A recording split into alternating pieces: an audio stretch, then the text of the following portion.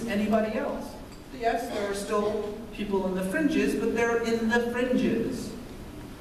The same thing happened in the interwar period with Jews in this country. That was a level of anti-Semitism that is nothing, that bears no resemblance to what any Muslim is dealing with today in the United States. This was an era in which you had preachers, popular preachers, like Father Charles Coughlin. He was kind of like the Billy Graham of his day. Although, unlike Billy Graham, he was a despicable anti-Semite. This is a man who went from town to town, these sort of tent revivals, in which he would preach to tens of thousands of people about the Jews as Christ killers, about how the Jews were responsible for all the evil in the world. As a matter of fact, his organization was shut down by the FBI. His home was raided when they discovered that he was stockpiling weapons in preparation for this final battle against the Jews. You had very successful mainstream businessmen like Henry Ford. Henry Ford, who to this day is still the paragon of American ingenuity, who was also a despicable anti-Semite. This is a man who published the Protocols of the Elders of Zion in his newspapers. You know, like it was news. And then forced his dealerships from coast to coast to sell those papers. That kind of anti-Semitism is unimaginable today. Yes, there are still anti-Semites in the country, but Jews are nowadays very much accepted as part of the religious fabric of this culture. In fact, the Charles Coughlins of today, the people who, 100 years ago would very likely have been in those tent revivals, never tired of preaching about the Judeo-Christian values upon which this country was founded. For those of you who are not experts in religion, Judeo-Christian means Protestant. That's what that means. Today, Jews are as much a part of the fabric of the American society as anybody else. How? Why? How did that occur? Was it because people learned about Judaism? Have you met any Americans? Really? No, of course not. Is Catholic assimilation, did that occur because people became more knowledgeable about Catholicism? No. This is very interesting because you hear this from very, very well-meaning Muslims all the time. If we could just teach people what Islam really is, then they won't hate us as much. Again, you've not met enough Americans if you think that this is how the change is going to be effective. But in more general terms, remember, data, information, knowledge, it's not enough. People did not change their minds about Jews because they learned about Judaism. The only thing that most Americans know about Judaism is what they saw on Seinfeld. That's about the extent of their knowledge about Judaism. Why did things change? Well, it's because this is how things always change. This is how perceptions are always altered. It's through relationships, not through information. Jews and Catholics did not become assimilated into the culture of America because people learned more about Catholicism or Judaism, but because people met more Jews and met more Catholics. Because Catholic stories, Catholic values, Jewish values and mores, Jewish stories became integrated into the larger story of this country. And by the way, the primary vehicle for that was pop culture, right? It was books written by Jews or art by Jews or TV shows. These were the things that sort of altered the perception that people had. And that makes sense, doesn't it?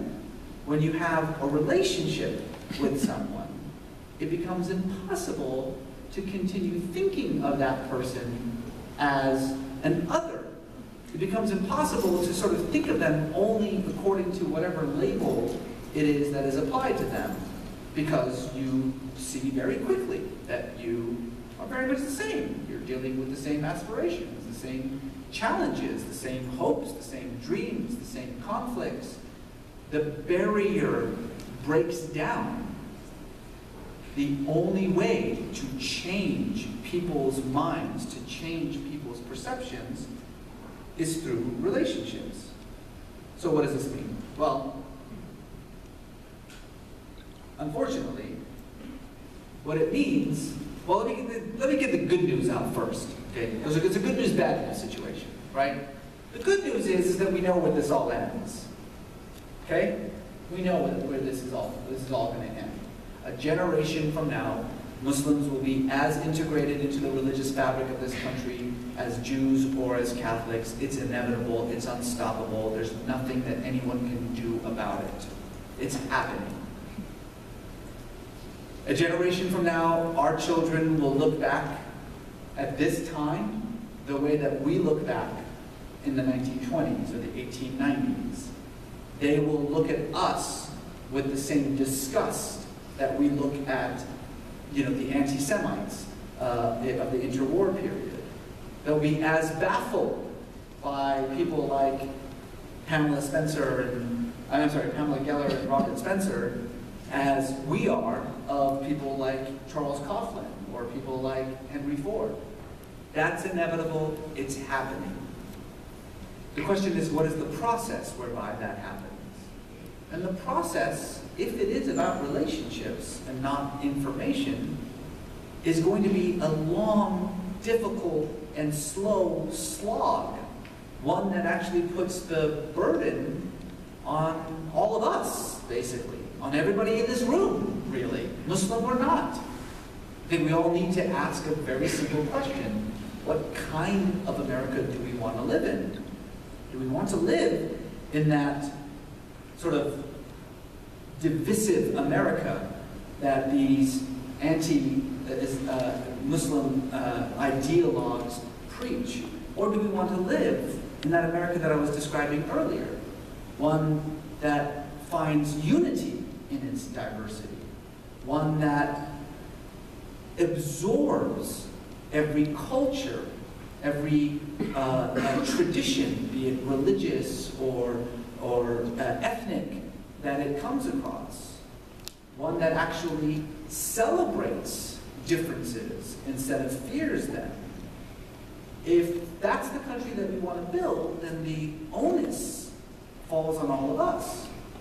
It becomes our responsibility as Muslims to integrate our story into the story of America. It becomes our responsibility as non-Muslims, as Americans, to actually seek these kinds of relationships, to broaden our view of what this country actually means, what it means to be American.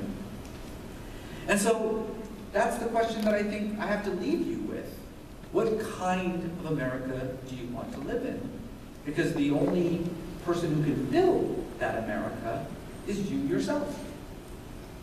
Thank you very much.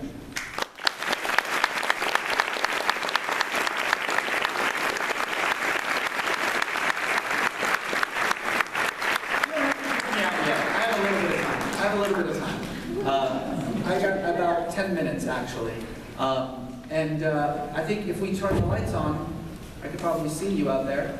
And if you have a question, feel free to ask it, and I'll try my hardest to be able to see. Yes, I'm blinded, unfortunately, by this blue light that's shining on me. Yeah, hi. Yes, and then I'll repeat your question. Okay. There we go. Thank you. Okay.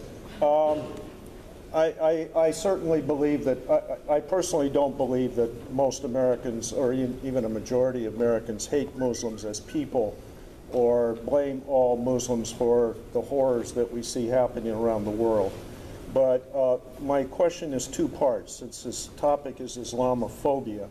I think it's a tricky term to define, since we're talking about a phobia. Is it a dislike? Is it a hatred? Is it a fear? And if it's a fear, is it a rational fear? And does it mean that people are afraid of or don't like Islam as a religion or as a political ideology, or Muslims as people? So I wonder if you could give me your definition of Islamophobia, and then also as refers to people in other parts of the world, if you would address the situation with people like Christians in Iraq, in Syria, Coptic Christians in Egypt, people in Libya, Baha'i in your own country, former country, Iran, gays in Iran, gays in the, Pakistan, northern Nigeria. Do those people, would you condemn them as being Islamophobes? Thank you. I understood everything except the very last part of that question. Would I condemn who is Islamophobe? Would the, excuse me, the people I referred to, the Christians in Iraq and Syria, Coptic Christians in Egypt, the Baha'i in Iran, the Jews in Europe, as a matter of fact, would you condemn those people if they fear or have a distrust of Muslims? Oh, I see. Yeah. Got it? Okay. Well, so Islamophobia is obviously a neologism, and for a lot of people that's problematic. Well, this is a new word, and just simply by the fact that it is a new word somehow delegitimizes it in some way. Of course, that's ridiculous. I mean, every word started as a new word, and a word becomes new and used precisely because it has some sort of utilitarian value to it. And even if that word itself is vague or fuzzy, I think that there is an understanding about what the reference for the word is. Best example of this is anti-Semitism. It's a terrible phrase. It makes no sense at all. What do I mean when I say anti-Semitism? What do I mean? When you hear someone is an anti-Semite, who do they hate? Jews. But of course, there are many, many more Semites. In fact, the majority of the world's Semites are not Jews. In fact, the majority of Jews are not Semites. So that term makes no sense at all. But the reference for that term, the shorthand for it, is accepted by everybody. It is a bigotry against Jews. It's shorthand for that sentiment. That's what Islamophobia means. It means the exact same thing, a bigotry against Muslims. Now, is it a perfect word? No. Although I do think that actually phobia is the right way to think of any kind of bigotry, because I truly do believe that bigotry, racism of any kind is predicated on fear, absolutely. But this notion that we can sort of break down the word and in so doing perhaps devalue it is, I think, kind of absurd. Everybody knows what you mean when you use the word Islamophobia. You mean somebody who is bigoted towards Muslims. That's what you mean. So this total false, this canard of, oh, well, this is nonsense because now anyone who criticizes Islam is being labeled Islamophobic. That's bullshit, first of all. That's not at all what happens. That's just a way for bigots to, dismiss themselves of this sort of label, because everybody knows exactly what we're talking about here. But more importantly, what we mean is if you are someone who, based on either your personal experience or based on some information that you have, then applies a perception over an entire group of people, be it by their race or by their ethnicity or by their religion, you're a bigot. It's as simple as that. You may have had some experience with, you got mugged by a black guy. Does that legitimize you then saying that all black people are thieves? Of course not. No one would ever say that. And yet, there is this immediate sense that, well, if you've been a victim somehow of, violence from a Muslim, then it's perfectly okay for you to draw these absurd generalizations about Islam. This is the entire career of Ayaan Hirsi Ali, right? She had a fairly awful personal experience and then has used that personal experience to make these broad generalizations, these pronouncements about 1.5 billion people. There's just one word for that. It's called bigotry. That's the only word for it. Now, how we want to emphasize what kind of bigotry we're talking about, we need other words to do that. So, of course not. Of course, you know, I don't really understand the question, to be honest with you. Is a Christian, is a Copt who hates Muslims, is that okay? I don't get that. But I think what is being expressed here is if you've had some personal experience of, you know, violence or something from a Muslim, does that justify bigotry? Of course it does not. That doesn't have to be explained to you, does it? No. Any other questions?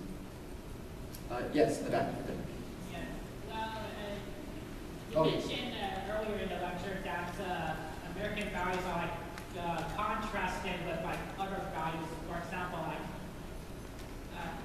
okay, I know this may sound like a difficult question, but you mentioned now like American values are like contrasted with like outside values, and then you also mentioned like how like 100 years ago we were like Catholic, bigotry toward Catholicism and Jewish. The thing is like as we like throw away like our prejudices against Catholics and Jews, like, and then we start to focus like our like suspicion on like other people. It's like a long process. So like how exactly like when we like finally do something about Islamophobia, like what exactly do we like go against like other big kinds of bigotry? Is that what you're trying to say? Yeah. Who's next once we're done with this phase? No, listen, that's actually a very good question, because I think part of the reason why I was going back 100 years was precisely to emphasize that this is a pattern. And by the way, it's not just even a religious pattern. I mean, you can talk about it certainly with regard to racism against blacks in America, but the events that occurred in the Second World War with Japanese in the United States, certainly what's happening now with Mexican and Latino immigrants to the United States. This is a normal, sort of regular process of being American, right? We always have to have some kind of internal enemy that we can define ourselves against. And if it's not one group, it's another group. And when that group is absorbed, we'll find some other group to demonize. I do think, however, that things are changing. I mean, demographers tell us that the United States is about a decade away from becoming the first nation in history to be majority minorities. It's incredible. It's a really miraculous thing when you think about it. If you want to know how just mind-boggling what I just said is, take a second and try to think of what the second country to be majority minorities is going to be. It's really difficult to think about it. I mean, the kind of ethnic and cultural and religious diversity that we have in the United States, which was an accident of history, is unprecedented. And it's difficult to, I think, to replicate. And so, I would like to believe that at a certain point, that level of diversity will reach a kind of tipping point in which we will cease with this kind of demonizing of an internal group as a means of identifying ourselves, as a means of defining what it means to be American. I don't think it's going to happen very soon, but I think it will happen. Question on this side, and can we get a lady, please? Yes, in the back, yes. Yes.